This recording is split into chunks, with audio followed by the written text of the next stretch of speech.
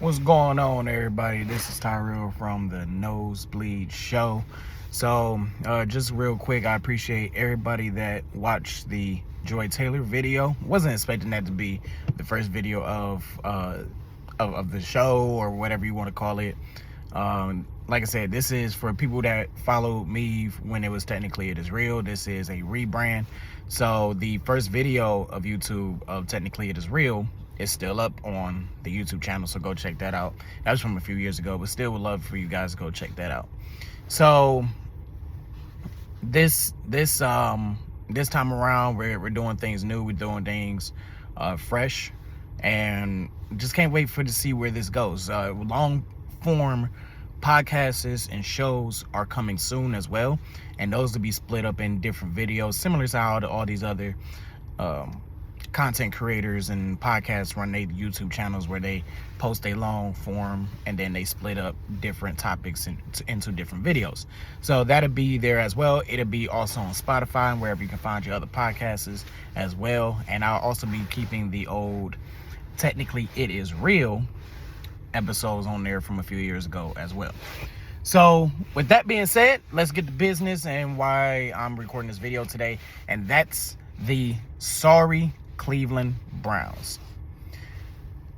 Now, I am trying to remember the last time a team has fired multiple assistant staff members under the same regime. And what I mean by that is that Stefanski had Van Pelt, Stump Mitchell. They let Callahan go coach with his son, even though he wouldn't have got fired. They'd let him go coach with his son. And they also had fired Prefer and some of the members of the defensive staff. Now, that was last year after they made the playoffs against the Houston Texans and got blown out. And my alarm bell is kind of rung when that happened, because you just made the playoffs, however you want to make it. You just made the playoffs, 4 or 5 different starting quarterbacks, and you fire your entire offensive staff that's not Bill Callahan. Now it's happening again. Dickerson gone, Dorsey is gone, and now we have a head coach that's going through 2 offensive coordinators. And the number one guy that they are talking about interviewing for the offensive coordinator position is Tommy Rees. As a Notre Dame fan, I have watched Tommy Rees be an offensive coordinator at the collegiate level. Alabama fans have seen him coordinate at a collegiate level. There's nothing special about Tommy Rees. There's nothing special about Tommy Rees. And then on top of it, he was the tight ends coach, and Njoku arguably has one of his worst seasons. Jordan Atkins he's okay. He's another big body guy. He's like great value. Njoku. Let me not disrespect great value. He's like Dollar Tree Njoku, like big in size, has some decent hands, doesn't have the speed or the run blocking ability, but somehow he's on the team because he's about 6'5", 6'6". So, them tight ends didn't do good. And now we're talking about him being the offensive coordinator for what? So he's going to be the offensive coordinator. Probably going to be a puppet offensive coordinator, the way they had Van Pelt here. And Stefanski's probably going to go back to calling the shots. My question is, why does Kevin Stefanski still have a job? Why does Andrew Berry get promoted? They gave him contract extensions last year. They did do that. It was undisclosed on how many years, how much money, which I kind of find that funny, because they wouldn't have had given that same right to a player. Like, they wouldn't have had undisclosed contract money in years if it was a player, but they do it for Stefanski and Berry. I don't know if that's an NFL rule thing or that's, I don't know. Me personally, if I was playing in the NFL and I got a contract extension, I don't want people knowing my business. I don't want people knowing how much money I got or anything like that. That's just me. That's how I was raised. Like, my dad always told me, you don't let people know what's in your pockets. So I just They didn't disclose that. Okay, fine, whatever. They got contract extensions while assistants got fired. And now they've totally regressed. Myles Garrett wants out. He wants to leave. You have you got Andrew Berry getting promoted, which hasn't been officially released, but that's the rumor all the way around, that he's going to be promoted to vice president of football operations.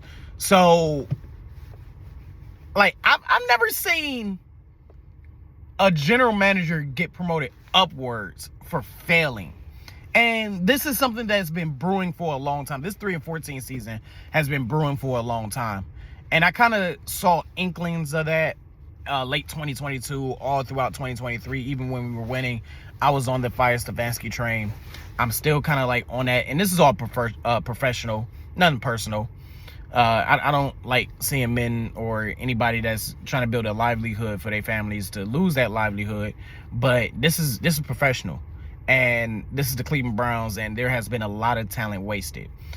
I think they are doing this because something's telling me they're doing this because they don't want to get rid of Myles Garrett. I think if Myles Garrett wasn't on this team or did not express the fact that he was not sticking around for another rebuild, I think they would have blew it up. I think Jimmy Haslam would have blew it up. That's part of my thinking. Another part of my thinking is that I'm not surprised that a coach that's gone from 11-6 coach of the year to 3-14 gets his job again, keeps his job. A coach that prior to 2023 had a losing season, and the way things were going outside of that Baltimore game, that was Deshaun Watson's last game of 2023. It was kind of heading that way anyway. Now they got lucky with being able to get Joe Flacco. They had a way easier schedule. They played their easier schedule on the back end, and Joe Flacco, being the veteran that he is, was able to handle that and was able to adjust to this offense easily, because it's an offense that it was very similarly ran when he had Gary Kubiak as his head coach. So he was able to adjust easily into this offense. So Flacco kind of bailed out Kevin Stefanski in a sense, but again, not in a sense, he did bail out Kevin Stefanski, but I'm not surprised by this neither, because this is the same owner that kept Hugh Jackson after he went 1-15 in 2016 and went 0-16 in 2017. It was like, come on back. I think something similar is happening here. And I think right now, Haslam's trying to sell us that Barry, Stefanski, and DePodesta are the guys that can lead this team to a contending ship. However, it has been proven that that's not the case. Let's go 2020, COVID season. Shocked everybody, right? Stefanski didn't win the playoff game. Van Pelt coached. Van Pelt called the plays. Despite the fact that Joe Woods almost sabotaged that shit with his horrible defensive calling. 21, complete and utter regression. Team is expected to be great. They have no control over Baker Mayfield. They blame Baker Mayfield for everything that went wrong in that season, even though as general manager and head coach, you should have shut him down, which would have prevented his shoulder injury from being bigger than what it was towards the end of that season, and it probably would have prevented the Black Christmas game. But they blamed Baker Mayfield for that, and Baker Mayfield wouldn't be the player that he is if he didn't go through what he went through with us and went through with Carolina. But nonetheless, they blamed him for that. It's crazy how the two bad ran organizations blame Baker Mayfield, Carolina and the Cleveland Browns, for their woes. And in 22, we had to wait on Deshaun Watson. We had Brissett. No, I said it right. Brissett, whatever you want to call him. And to Jacoby's credit, he held it down in that time frame. Brissett, he held it down as best as he could. He maybe cost us one game, maybe two. Ironically enough, we should have known there was a problem when the New England Patriots with Bailey Zappi came in and dominated us for 4 quarters. I knew it was a problem when we were playing the Baltimore Ravens in Baltimore, and Stefanski let one of the most egregious calls of that season slide by with that BS neutral false start when the Ravens committed neutral zone infraction first, and Stefanski's just standing there like. And then in the press conference, he's like, "Well, that's a good question, Mary Kay. I just got to go talk to the office in the league, and I'll know more about it tomorrow or Tuesday." Like, that's when I was really done with him. I'm like, this is a guy that's a leader of men. No. So, and then 2023, get bailed out by Joe Flacco's play, get bailed out by a way easier schedule, and Houston all over our asses. Where has the progression gone from 2020? Where is this whole, 2020, we was excited about what was going to happen now. Look what happened now. Chubb, you ruined his career. Garrett, you ruined his career. Ward, you're ruining his career. Petonio, you ruined his career. Wyatt Teller, you're ruining his career. You are sabotaging these guys. You talking about Garrett that's going to be a surefire Hall of Famer. A surefire Hall of Famer. Petonio, which if the voters can see, is a Hall of Fame guard. Chubb is going to be in the Ring of Honor. Should be has Hall of Fame talent. Probably not going to make it. That's reality. That's reality. That's real. Like, he probably not going to make it to the Hall of Fame. Denzel Ward has Hall of Fame talent. Teller is another Hall of Fame talented right guard. So you wasting all this talent for what? It's crazy. Like as an organization as a whole, we went through this bullshit losing from 2015 to 2017. Everybody talk about 16 and 17. Let's go back to 2015, where the team went 3-13 under Mike Pettin. From 2015 to 2017, they went 4-44 to tank for this to go 3-14. To go 3-14. 9 years later, 8 years later, 7 years later, when they thought they were going to be contending. Where have we contended outside of 2020? We have not. 2 losing seasons to follow that up. A bailout season getting your ass whooped on Houston on national television. So where is the success? Where is the winning?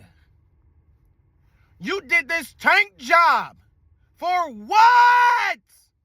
For what? It's egregious. It's bullshit. It is. We did all it. We got to tank. You tank for the defensive end that you wanted, the edge rusher that you wanted. You done pissed him off. He's gone. I don't think he's coming back. And if he is coming back, he'll be traded at the deadline. He'll be traded at the deadline. So me personally, I think he played his final game in Cleveland. I think he's played his final game for this team. He's not sticking around. Don't be surprised in the next month or two, trade requests. Myles Garrett has requested a trade. Right now, I think Garrett is kind of playing the cards to see, like, okay, where this team is going. That's why I said earlier, a part of me feels like they're not blowing this up because they're trying to appease to Myles Garrett. And as much talent as Myles Garrett is, this is why this team is in this situation right now. Appeasing to a player. Appeasing to a player. This is exactly why. They appease to Deshaun Watson. And now we know he's having a setback. They got rid of Flacco, despite what they want to say. Oh, well, that wasn't the case. Yes, it was. Everybody know that was the case. Especially when Flacco has expressed, I don't mind being the backup here. I want to stay in Cleveland. I love it here. The fan base, the city. I love it here. I don't want to go nowhere else. I will be a backup to Deshaun Watson. And we all know they got rid of Flacco because we was going to want him. Indianapolis just dealt with that.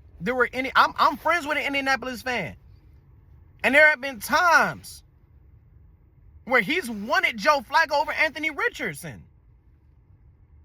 And he ain't the only one. So it's like, we know what that move was. So now we are appeasing to Myles Garrett, as talented as he is. You've pissed him off too much. You pissed him off. That's it. It's over. It's done. It's finito. It's finished. He's mad. I'm mad. Browns fans are mad. And rightfully and justifiably so. Imagine 26 years of losing. A pure shit.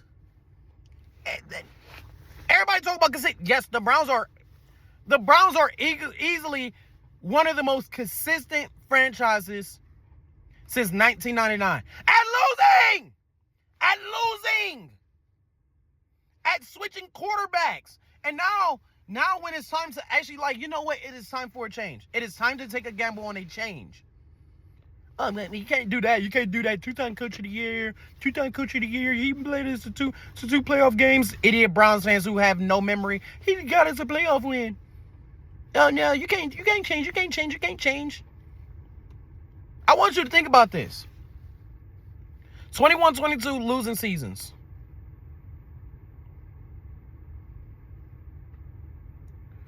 By good play from the rest of the team. Beat Baltimore. First place, cool. It wasn't going to last for long. As you saw, we didn't even win our division.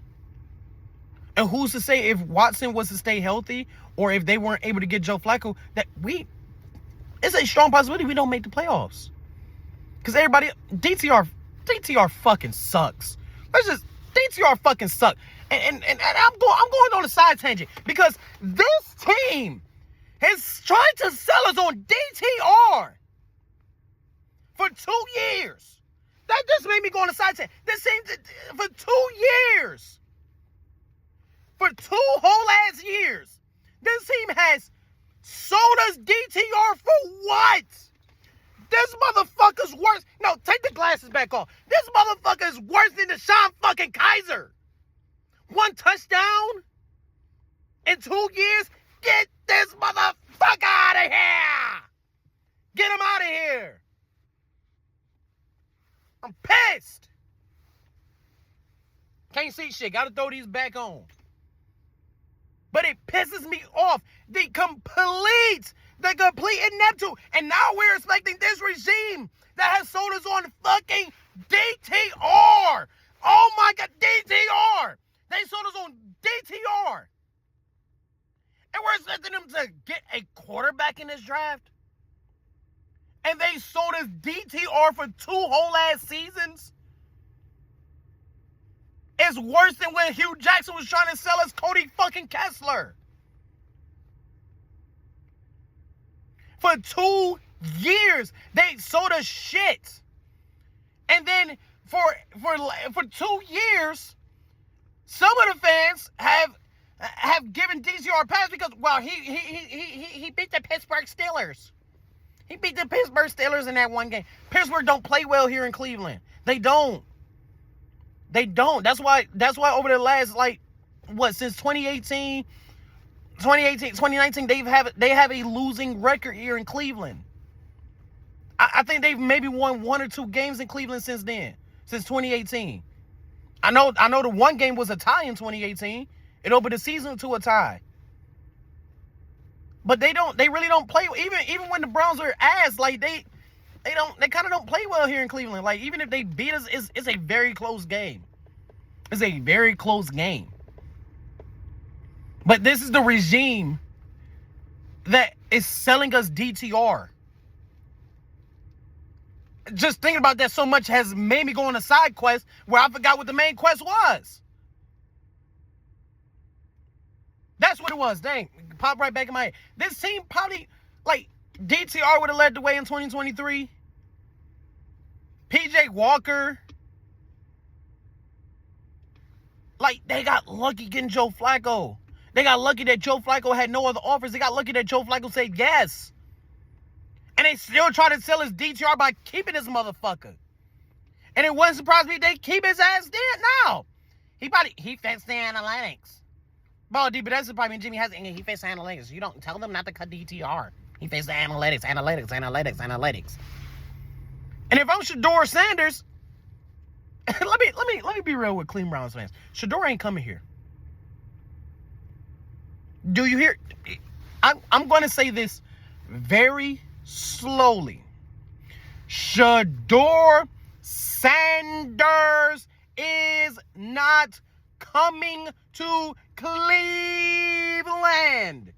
Do you think for 1 second that Daddy Sanders is going to let that shit happen?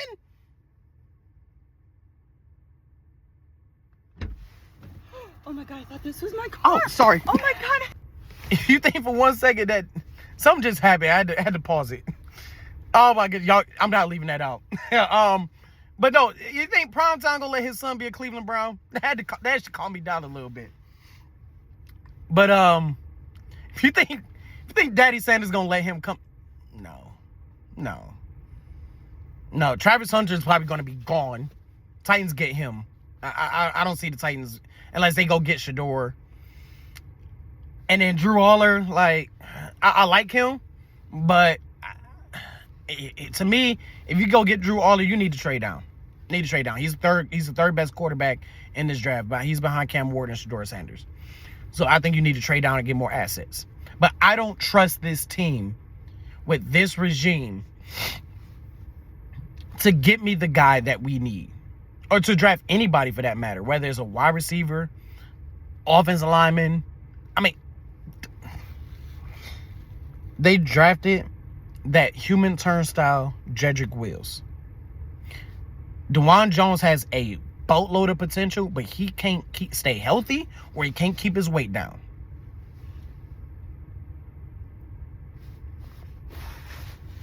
And you got guys like Taylor's getting older. Garrett's gone. He's gone. Denzel Ward is probably gone. These guys that are that good, you need to just trade them. Get the assets and trade them. Because you're wasting talent. They're wasting their talent. This team is inept. This team blows. And what's going to piss me off even more, or make me mad even more, is the fact that this team, if they start off just as bad as they did this year, and they look the exact same, if you hire Tommy Rees, this offense is going to look the same. It might even look worse. Tommy Rees blows. He blows. That dude sucks. I'm a Notre Dame fan. Go ask some Alabama fans.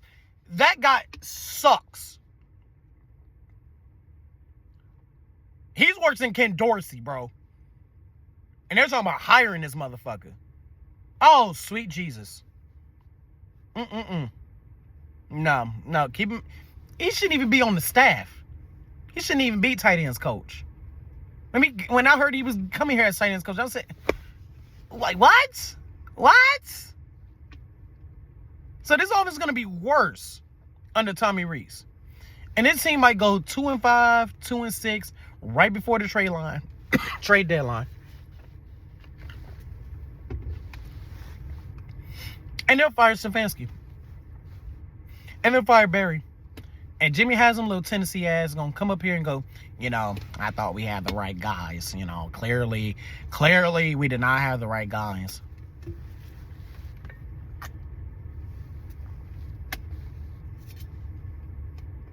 We didn't have the right guys. I thought we had the right guys in the room, but we clearly didn't. We just got, I just got to get it right. We got to get it right. And Paul DeBedess was like, that's right, Jimmy. That's right. I survived again. The analytics have survived again.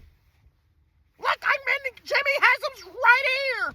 I get to hire another coach. I get to hire another general manager because I'm Paul DeBedess. They made a movie about me. Yay! Go analytics. Fuck Paul DeBedess. Fuck that motherfucker. Get the fuck out of here. Piece of shit.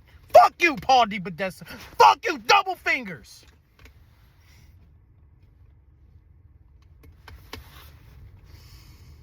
I have watched this team religiously for 6 years. No, sorry, correction. I watched this team religiously since I was 6 years old. I've been watching this team for 22 years. I've never seen, not even Joe Banner, not Ray Farmer, not Phil Savage, not Carmen Policy has survived this many head coaches, this many general. John Dorsey was gone. And he was vice president of football operations. And Paul got his ass out of here. I've never seen somebody who, they don't even know what his job is. They don't know what it. Let me stop. Paul is another video. Oh my goodness. Paul is another video. I'm going to chill out. This is from the nosebleeds. I'm going to chill out before I go on a complete tangent about Paul DePodesta. I appreciate you guys watching. I got to get up off here before I have a brain aneurysm talking about Paul DePodesta and how nobody is giving this man any heat. Nobody talks about, they kind of bring it up as kind of like, you know how you bring up a salad in a steak dinner? It's like, I see that it's there. I acknowledge that it's there. I might talk about that it's there, but it's irrelevant. No, Paul's way more relevant. Paul is the shrimp. Paul is the steak sauce. He is the right-hand man. Let me get up out of here. Talk to you guys later. Again, this is Tyrell from the Nosebleed Show. Let me get up out of here before I really get mad. Peace.